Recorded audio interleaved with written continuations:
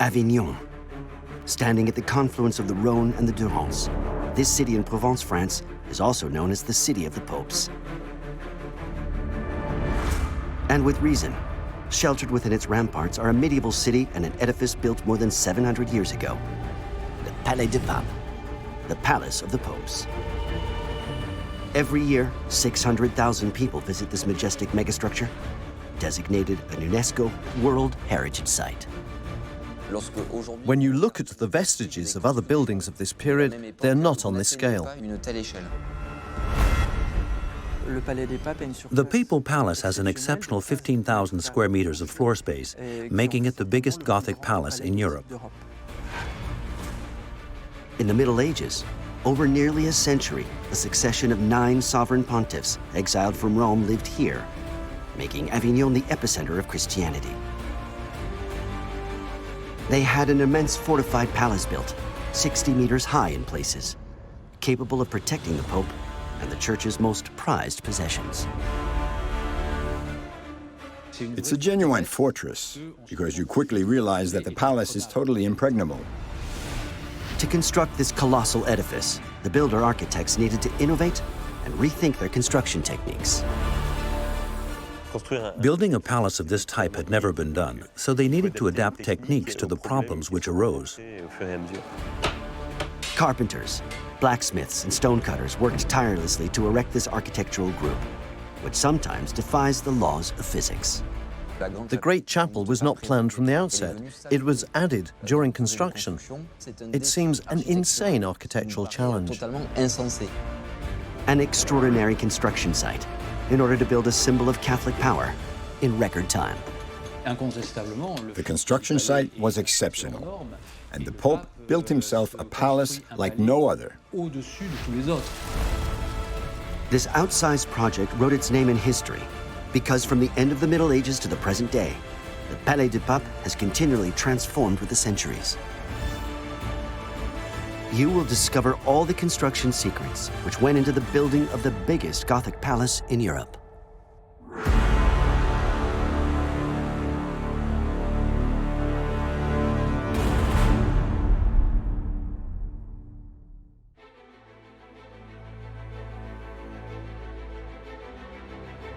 Avignon, in the south of France. Built more than 7 centuries ago, the Palais des Papes requires perpetual restoration work. A team of architects, archaeologists, and masons is busy on the scaffolding. Their objective? To distinguish the successive transformations of this palace, from the first builders of the Middle Ages to the French Revolution. The edifice had already been transformed before the modern period, and extensive work continued after the military period. So this might well be a window created during the military period and then bricked up at an unknown later time. Each wall, each stone, each opening recounts an episode in the complex history of the palace, a building which has suffered the whims of time and weather. The Palais des Papes includes 15,000 square meters of floor space, the equivalent of 4 Gothic cathedrals.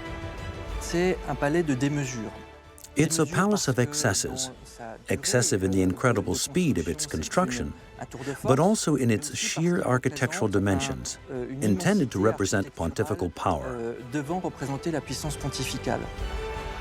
The edifice is made of countless halls and outbuildings, as well as numerous passageways linking the 6 wings of the building, 9 towers, and 2 chapels.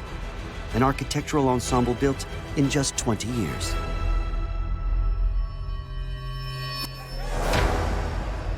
The story of the Palais des Papes begins in Rome during the 14th century. For 1,300 years, the papacy has been based in the Holy City, but the population of the Italian city had vastly increased, and large opposing factions existed. The seat of Christianity had become the scene of bloody battles. The unstable climate was no longer suitable for the running of the church.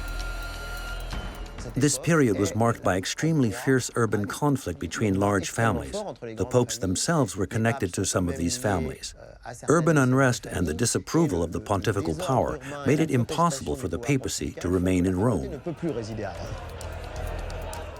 Nevertheless, the traditional seat of the papacy was Rome. The Pope is first and foremost the Bishop of Rome, but it's true that the popes of the 13th century were in fact extremely itinerant. The popes traveled to their most far-flung lands, a long way from Rome, on the borders of two great territories.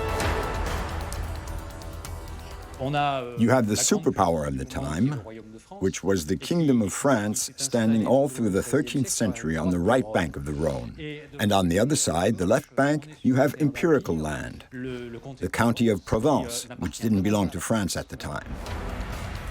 At this time, the border of the Kingdom of France was at the banks of the Rhone. Dijon, Lyon, and Avignon were situated across the border. As for the popes, between these two political forces, they possessed a strategically placed territory, the Comtat Venaissin. This land standing between the Rhone and the Durance was close to Avignon, an average-sized town of 6,000 inhabitants. It quickly becomes apparent that Avignon is at an extremely interesting geographical crossroads. A privileged spot between the Kingdom of France, the Comtat Venaissin, and the Holy Empire. But Avignon also had another strategic quality.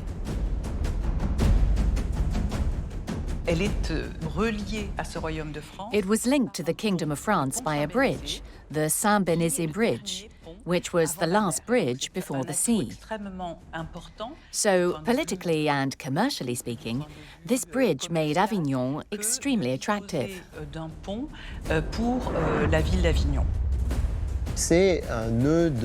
It was a hub of both river and land traffic, so it was a key position in the structure of Christianity at that time. For a papacy which was already itinerant, it was highly pertinent to settle in Avignon. The church decided to settle in Avignon in 1309, unwittingly starting a tradition which would last for nearly 100 years. Although it was Pope Clement V who first settled in Avignon, it was his successor, John XXII, who began a sizable challenge. That of consolidating the installation of the curia in the city and giving far-reaching financial power back to the church. And for this, he had a strategy. The basis of this taxation system was posts at the heart of the church. Each ecclesiastic nomination was accompanied by a payment. So all the abbots, bishops, and other high dignitaries of the church basically started paying the Avignon papacy at that time. They were important sums, and this was the key to the financial transformation of the papacy in the 14th century. This collection system proved extremely effective, because for the first time in the history of the papacy, power and the offices of the curia were assembled in the same place. The offices tended to move around, to load up their wagons and go somewhere else. The major innovation, which came about with the Avignon papacy, even more so than the separation with Rome, was the fact of settling. This allowed administration to be carried out much more efficiently. The small town of Avignon quickly became a financial superpower.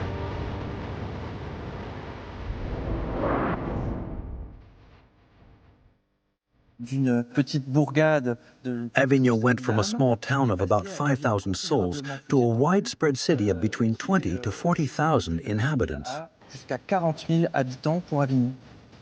John XXII's successor definitively established church power in Avignon. The sovereign pontiff would become the first builder pope.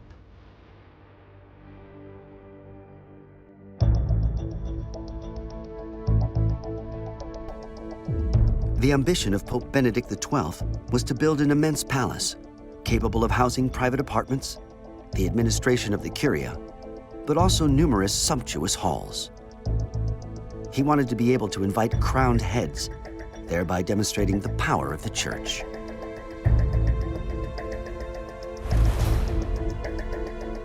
A huge work site was set up to begin construction of the seat of Christianity and to turn the little town of Avignon into the new Rome.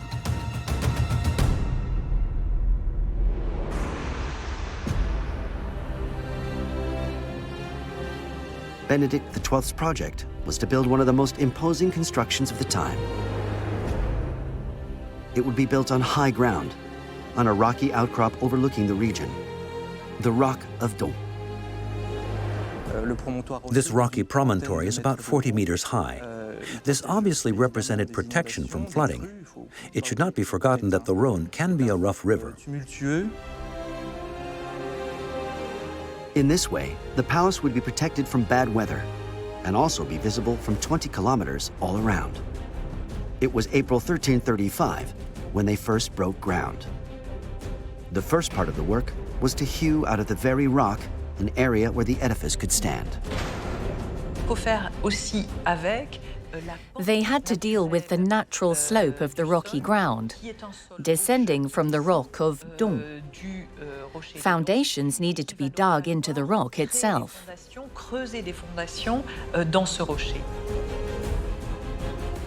You could call them foundations, but the palace doesn't really have much in the way of foundations because it's mainly standing on the rock itself. It's not like those medieval constructions which were built on massive foundations buried in the earth.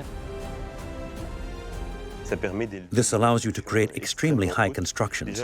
The rock itself is already in a prime position, overlooking the entire valley. Added to which, you can stand very heavy buildings on it. After all, this is essentially a defensive building, which is extremely massive.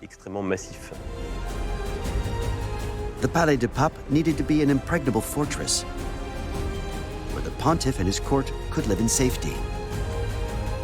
To this end, the first tower erected would be at the heart of the future palace, a monumental 40-meter-high tower with 4-meter-thick walls.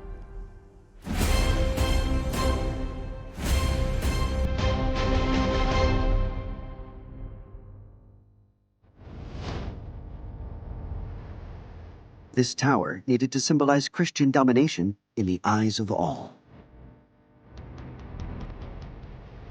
The Pope's Tower, which could also be seen as a dungeon, is a large square-based tower, erected in the southernmost part of the palace at the time. It's a bit like the prow of a ship, overlooking the agglomeration of Avignon.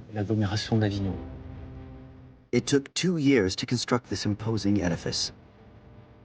Raising such high walls in such a short time was a considerable achievement for the time. But this speed can be explained by the construction technique used. The stones, called cairons, are just the surface coating of the edifice. Lining both sides of all the wall, they make up only 10% of the overall thickness and are there to form the casing. At the interior of the walls is a sort of concrete, an assembly of solid matter several meters thick. Between the rows of cairons, they poured in concrete, a rough form of concrete made up of lime, a small quantity of sand, and a collection of waste material. It was very well put together, compacted at each level to make it very solid. It was also much cheaper because the stones didn't need to be chiseled, you just poured them in. And to make sure that the material inside would attach itself to the stones and consolidate the facade, the builders came up with a very special technique. The technique was based on the way the cairons were laid out. The stone blocks were placed either in alignment with the wall or perpendicular to it. This was what made it possible to consolidate the masonry. These blocks are known as headers. It's these headers which guarantee the liaison between the casing and the filling of the wall. You usually have a pattern of 2 stretchers to 1 header, and you can see this clearly on the walls of the palace. It's very obvious during our observations. You can recognize the header stones in the appearance of the wall because they're generally square-shaped. That's because these stones were placed going through the wall, connecting the interior to the surface. The quantity of stones used in this colossal work, in which nearly 300 workers were involved, is impressive. 20,000 stones were needed for the construction of the Pope's Tower alone.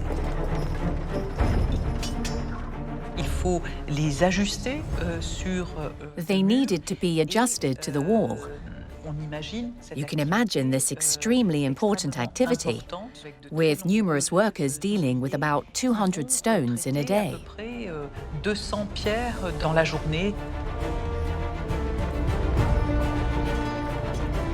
1.60 meters of the tower was built each month. Meticulous organization made this breakneck speed of construction possible. To meet this challenge, the supply chain was continuous. 12 tons of stone were brought to the work site every day. The stones were brought in from nearby, the other side of the Rhône, in Villeneuve-les-Avignon. This quarry became known as the Mas de Carles. From the riverbanks it was uphill going, and all the stones were carried by wagon, handcart, or basket to the Palais des Papes. But before being carried to the site, the stones were precision cut. Each Cairon had to be 25 centimeters high by 60 centimeters long. These rectangular stones were the base material of this megastructure. Taking an irregular stone and making it orthogonal requires a lot of work, time, and experience. A good stone cutter can prepare about 10 stones in a day, about 1 stone per hour.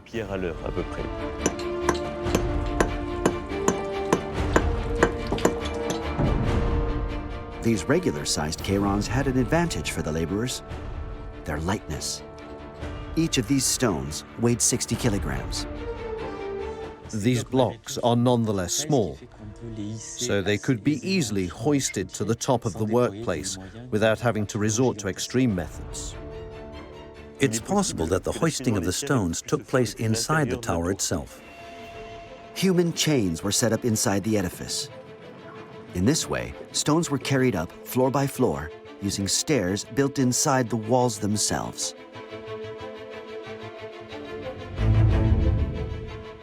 Building after building, tower after tower, the walls of the palace were erected using the same construction method. When work was finished, the total surface area was to reach 7,500 square meters. A challenge which was met thanks to the concentration of know-how and visionary techniques. The Palais des Papes was a permanent work site, continually under construction. You can picture this anthill of men, of skills, of laborers, of competence and knowledge, which was assembled to make this symbol rise from the ground as quickly as possible.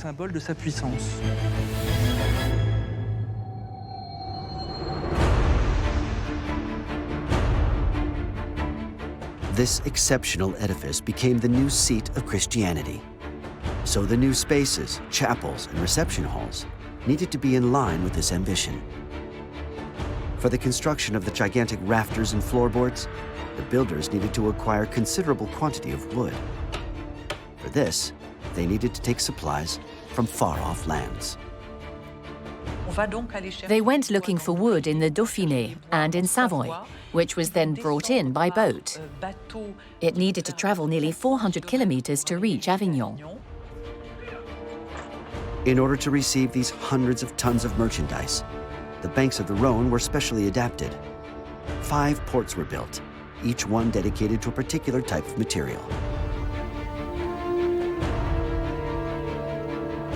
Thanks to this perfectly oiled organization, construction work continued at an astonishing speed. In 1342, after only 7 years of work, 6 towers, 1 chapel, 1 audience room, but also 5 wings of buildings were constructed. The edifice culminated at over 60 meters high.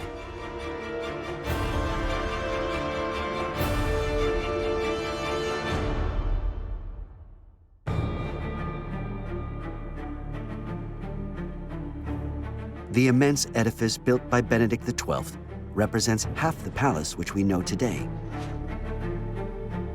This fortress-like palace was conceived to be able to repel attacks and thereby protect the Pope and the treasures of the Church. All the trappings of defensive architecture are present on the facade. You have the very thick walls, the buttresses. There's the whole high-up defense system with gatehouses. You have crenellations, you have machicolations, so the external architecture really has the aesthetic of a fort. The numerous arrow slits allowed the guards to fire arrows. They could equally throw projectiles through the holes in the machicolations and in the corbel arches.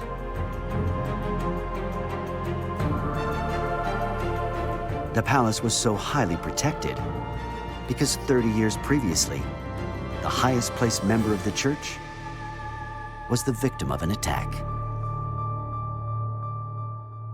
In 1303, Pope Boniface VIII had suffered a severe aggression from Philippe le Bel's men in his Anagni residence.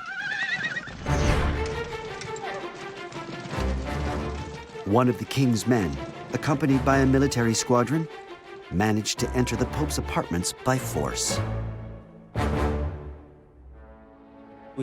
Boniface VIII only managed to get away thanks to help from the population. He died a few weeks later. It's an event which traumatized not only the Pope, but his whole entourage. It's something which was in everyone's mind when they settled in Avignon. The Pope was aware that he needed to be sheltered, and the construction of the palace obviously met this objective. From this point on, the Pope is one of the best protected sovereigns in Europe. The tower in which the pontiff is housed is built like a strongbox. It is 40 meters high and has very few windows. The Pope's tower has very thick walls, about 3 meters, and it housed the pontifical treasure, but other precious objects as well, which also constituted the whole history of the papacy, which needed to be preserved. These precious objects were stored on the first and last floors of the tower. They were permanently guarded by sergeants-at-arms. At the heart of the edifice lived the Chamberlain, the Pope's right-hand man.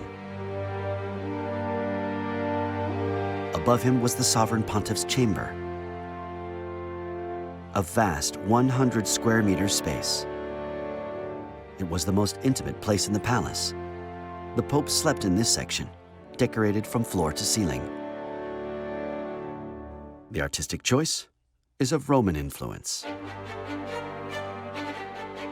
A large part of the iconographic and even the symbolic influences in Avignon are echoed from the Roman. Looking at the rinceaux which decorate the Pope's chamber, they are a clear reminder both of the rinceaux from Roman antiquity, as well as those found in the mosaics and frescoes of the great basilicas in Rome of the 12th and 13th centuries. The rinceaux are these wavy, stem-like motifs of vines and oaks, an optical illusion suggesting the Pope's rest in an ideal garden. They are designed to show that where you find the Pope, you find Rome. And if the Pope is in Avignon, then Avignon is the new Rome.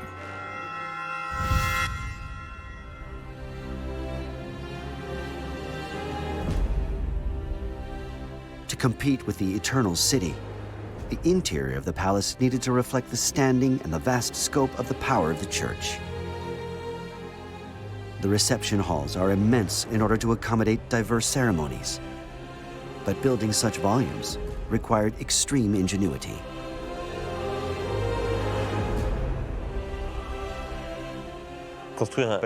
Constructing a palace of this type was totally original, so techniques had to be adapted to problems as they arose.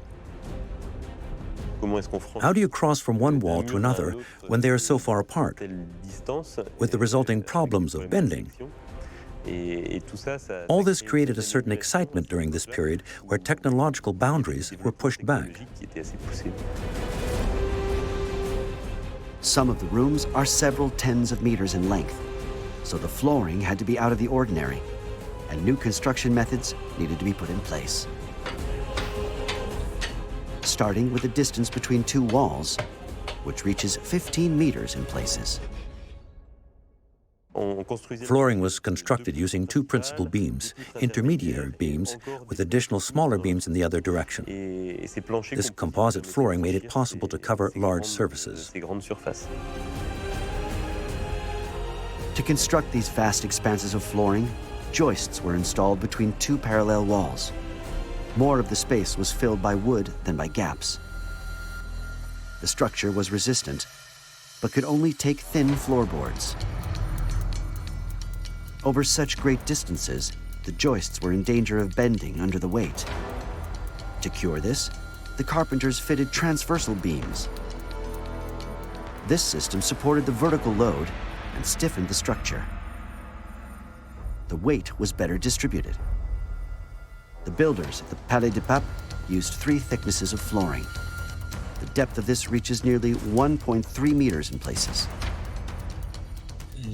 Some of the flooring was covered with stone slabs, which were placed on mortar. To avoid this mortar dripping between the floorboards, the joints were filled with moss, which had been collected in the woods. At the time, this moss made it possible to lay vast areas of flooring. 700 years later, it is still to be found in the building.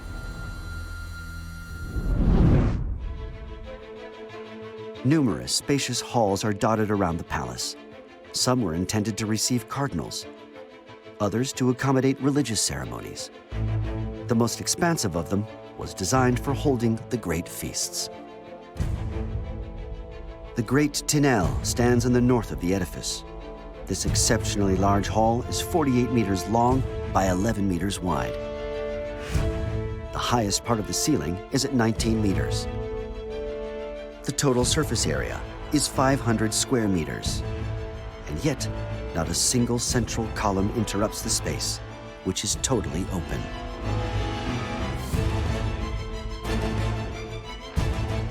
This reception hall was once entirely decorated, but a major fire destroyed the paintings and canvases. Today, these computer reconstructions allow us to visualize the Grand Tinel as it was at the time. The walls were completely covered in paintings. Even the inverted hull-shaped vault had paneling covered with a blue-stained canvas, with a constellation of golden stars forming a celestial arch. So the atmosphere which was created here was intentionally grandiose, because the events in this hall were grandiose.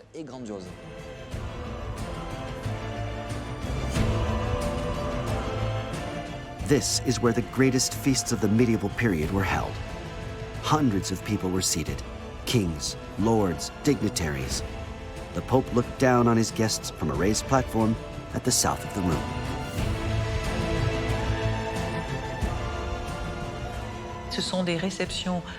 These were diplomatic receptions which served to demonstrate the Pope's power and which allowed his guests to be suitably welcomed. All these princes, kings, and prestigious ambassadors arrived in Avignon and were received at the palace. So obviously the palace was above all intended to impress. And it was impressive. Because none of those great princes, none of those kings had such a spectacular palace at that time. The Palais des Papes thereby became the new center of gravity for the powers of Europe. An unavoidable stop-off where the world's great could meet.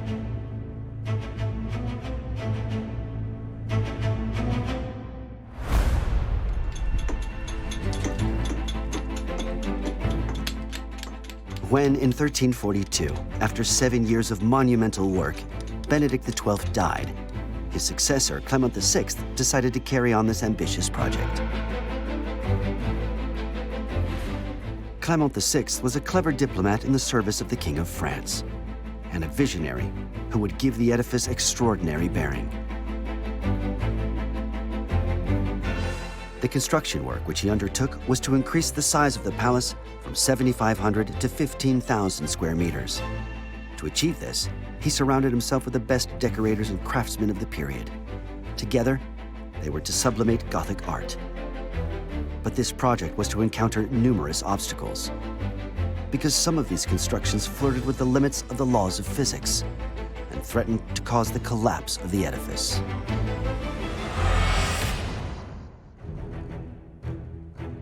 Clement VI's objective was to give greater scope to this work, in order for the papacy to shine throughout the whole world.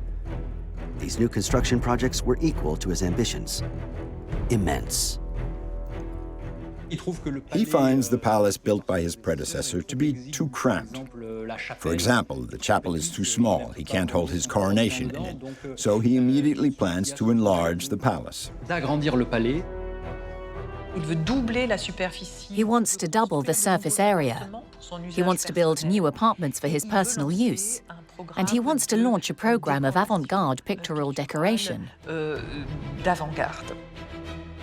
If he wanted to attain such a degree of comfort, it was because all his life, this high-ranking character had been accustomed to the opulence of the governing circles of the French monarchy. He was already very well known before he became Pope. He was one of the greatest preachers of the 14th century. He was an influential political character. He had the manners of a great lord.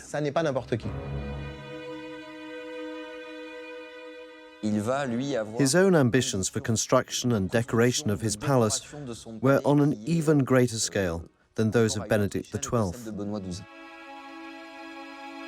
Clement VI based himself upon the existing palace in order to construct a much larger and more ambitious new ensemble. An architectural vision which he baptized Opus Novum, new work. For this, he called in an architect trained in Gothic constructions, Jean de Louvre. Jean de Louvre, who came from the Paris region, brought a Gothic vision with him to Clement VI and to the palace's architecture. Classical Gothic, with particular forms still visible today.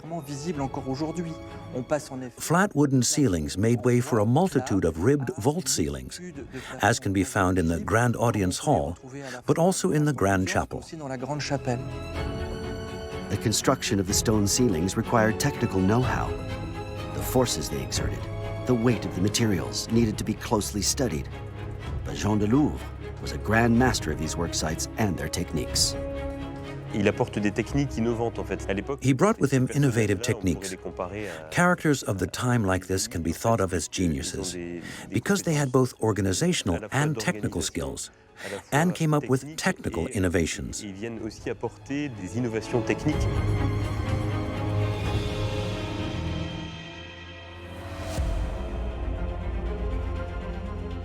Thanks to the financial power of the church, a material with great properties of resistance was to be extensively employed. For the first time in the region, architects used iron, a very costly metal for the time. Iron was used in great quantities in the palace, and particularly to consolidate the structure of the walls. Iron was used as a means of achieving an architectural representation to defy anything already existing. In the Middle Ages, calculations of force and resistance lacked precision. Jean de Louvre therefore decided to strengthen the new structures as much as possible by using iron, particularly in the upper parts of the palace. Recent work carried out on the Palais des Papes showed that iron was abundantly used in construction, sometimes over great lengths. In particular, these stabilized upper parts of the edifice for the corbels. Corbels are pieces which jut out from the surface of the wall, with nothing beneath them. To consolidate them, they anchored a bar of iron in each corbel. So collectively, the corbels allowed an overhanging section to be built. The iron bar links it to the wall structure.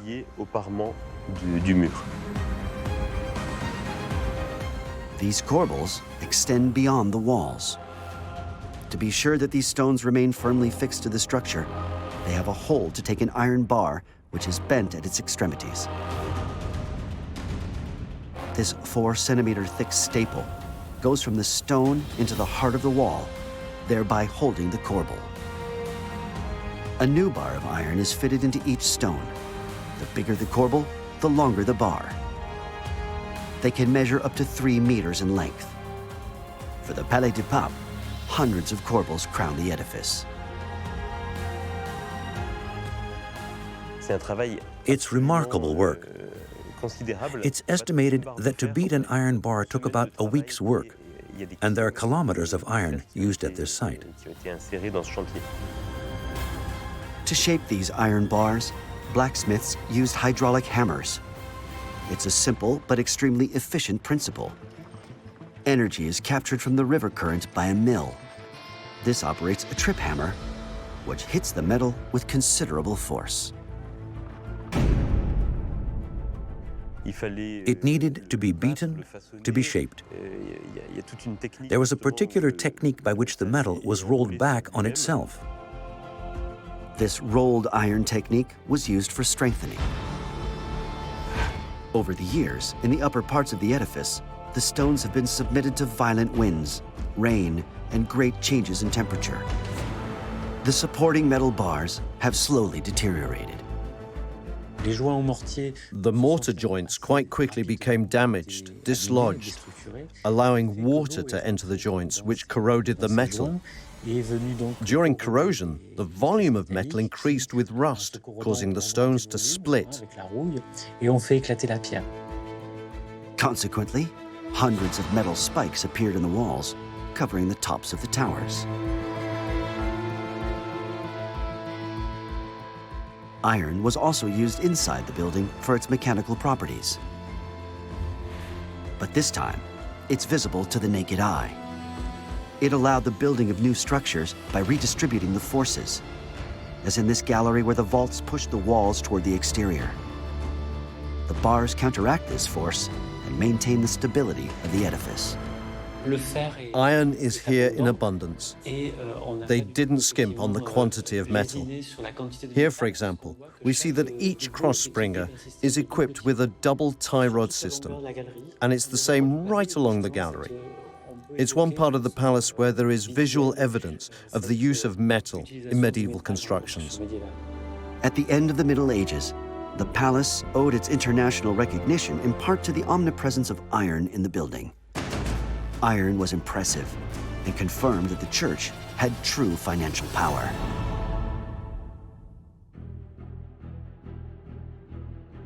Clement VI's grandiose project was to give the palace a new face. He planned a new interior courtyard, formed by 2 great wings of buildings. The biggest hall was destined to house the ecclesiastical court. This grand audience hall is 52 meters long by 16 meters wide. It is divided into 2 naves by a line of solid rib vault pillars culminating at a height of 11 meters. This audience hall was not originally intended to support an upper floor, but the head of works had to adapt to the demands of the Pope. The construction of the new palace was the fruit of a constant dialogue around Clement VI's desire to build a majestic work, which was immense, both in its dimensions and in what it symbolized. This dialogue was held with Jean de Louvre, his architect, who needed to continually adapt his construction work to the demands of the pontiff.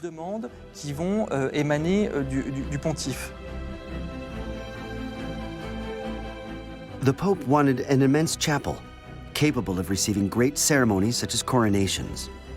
However, the organization of the palace dictated that the Pope's apartments should be at the same level as the reception halls.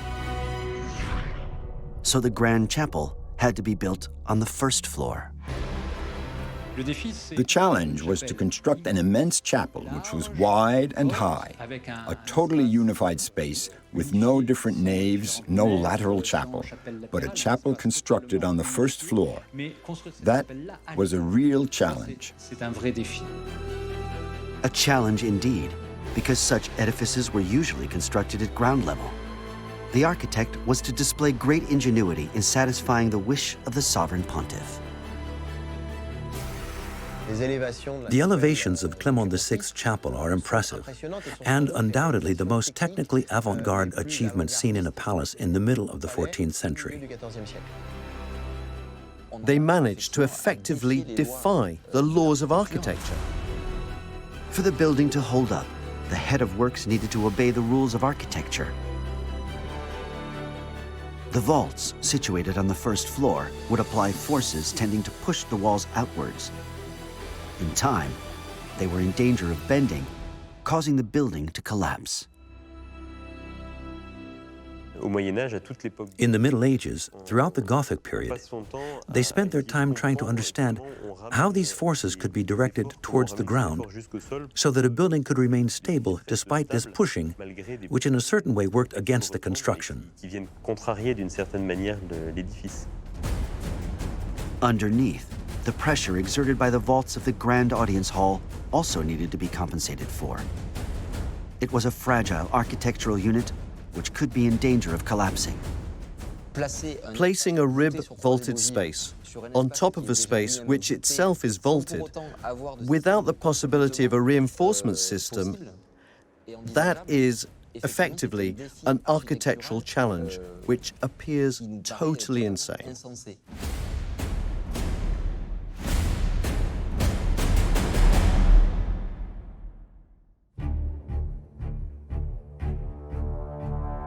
In many ways, these works seem unrealistic. But the Pope wanted to be able to profit from his grand chapel as quickly as possible. So the architects referred to construction techniques for large cathedrals. Here in Beauvais, numerous flying buttresses are there to redirect the forces of the immense cathedral. But in Avignon, such devices could not be constructed without destroying surrounding buildings. Alternatives needed to be found. There was no possibility of doing what was done in the great cathedrals of the north, putting flying buttresses everywhere, for example. So there was clearly a major challenge in this construction, which was taken up very skillfully by the architect. Having never constructed buildings of this height with such thick walls, there were no similar monuments to base their experience upon. The architects therefore chose to construct buildings at the four corners of the Grand Chapel. Their role would be to support the tons of pressure exerted by the bolts. To the north is the wing of a building containing a majestic staircase. To the east is the Saint-Laurent Tower, and to the west, the Gache Tower. Another tower was going to be built to the south, but the head of works came up with another solution. They had to build this enormous buttress, which straddles Rue Pérollerie and is highly spectacular. You can tell that it was built to reinforce this new edifice, which was probably fragile at that point. This buttress is colossal. It was inserted between the palace and the habitations of the city. It measures 4 meters wide and 25 meters high. Its role is to support the forces of the Grand Chapel. Work on the Grand Chapel was reaching completion. But an event which struck Europe hard was to considerably delay the construction of the edifice. The Great Plague had been ravaging the East for 3 years and was progressing dangerously toward the West. It crossed the Mediterranean, devastating the city of Marseille before arriving violently in Avignon in February 1348. The biggest plague that Europe had ever seen hit the city. It was very impressive because this particular epidemic was an enormous catastrophe, probably the worst catastrophe that the West had ever known. It's difficult to imagine it. It was really very impressive. The accounts registers allow us to appreciate the decimation caused by the Great Plague, obviously having an impact on Avignon. Being the capital of Christianity didn't spare Avignon from the plague. We know that the Sacred College of Cardinals was almost totally decimated. 20,000 Avignon inhabitants died in just a few months. This impressive loss had an impact on all the city's activities, including the continuation of building work at the Palais de Pape. It paralyzed work on the palace for several months. The Grand Chapel was in construction at the time. It wasn't yet finished. They were in full swing. Work slowed down because the plague had an impact on the population, and therefore on the population of labourers working on the construction of the Grand Chapel. Nonetheless, work didn't stop, but it slowed down. It took the laborers 4 years to finish the Grand Chapel. 1348. It was now 39 years since Christianity settled in Avignon, and yet the popes still weren't really at home. The city belonged to the Countess of Provence and Queen of Naples. At this period, Queen Joanna I found herself in a delicate situation because she was suspected of having murdered her husband. The queen needed to flee Naples and asked for protection from the Pope.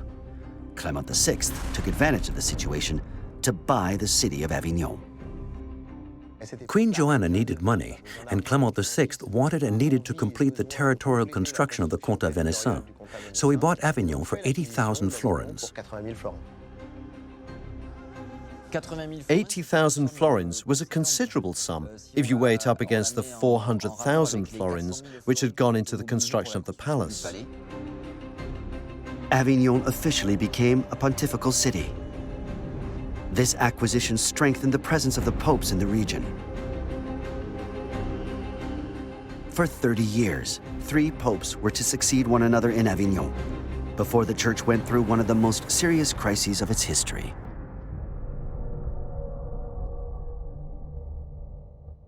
It was in 1378, for the first time in 70 years, the line of French popes was broken. Because although Avignon was the capital of Christianity, Rome was still the holy city, the cradle of the church. The return was inevitable, to the point that in April 1378, the Sacred College met at the Vatican to elect a new pope.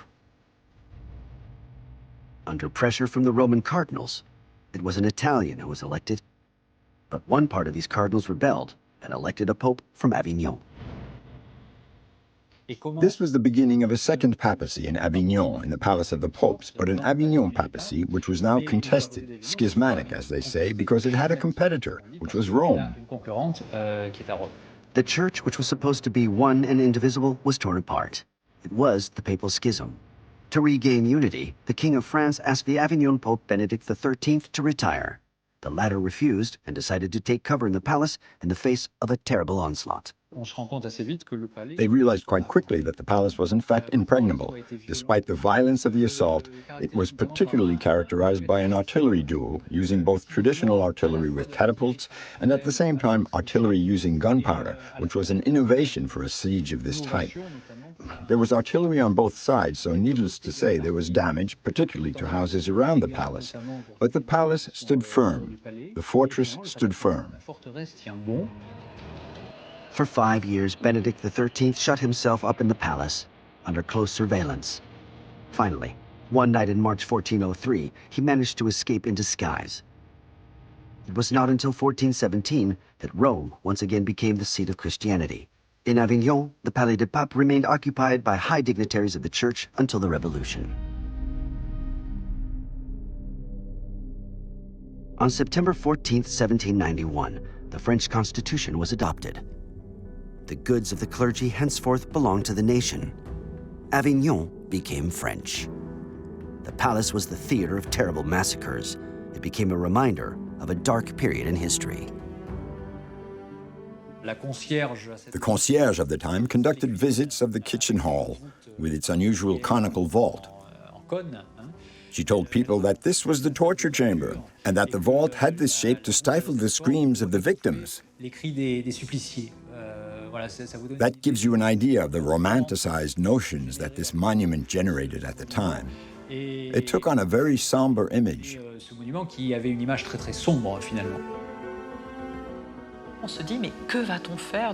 People asked themselves what they were going to do with this vast edifice. A radical approach to the problem was decided upon in 1792, because the city council decided to destroy the Palais des Papes, the Palace of the Popes. They didn't call it that at the time. They called it the former Castle of the Popes. On the 1st of October, they decided to destroy it. The palace was falling into ruins. The city was counting on this destruction site to find work for part of the population. But its massive and unshakable structure made it totally indestructible. The 15,000 square meters of the immense construction were finally turned into a prison, then a military barracks. It was quite a transformation because it was adapted so that 2,000 soldiers could live there and carry out their exercises. It was also quite a transformation because they were to remain there for a century, that's to say, for as long as the popes and their court did. The military engineering barracks was only evacuated in 1906, so that the Palace of the Popes could be opened for visits as of 1907.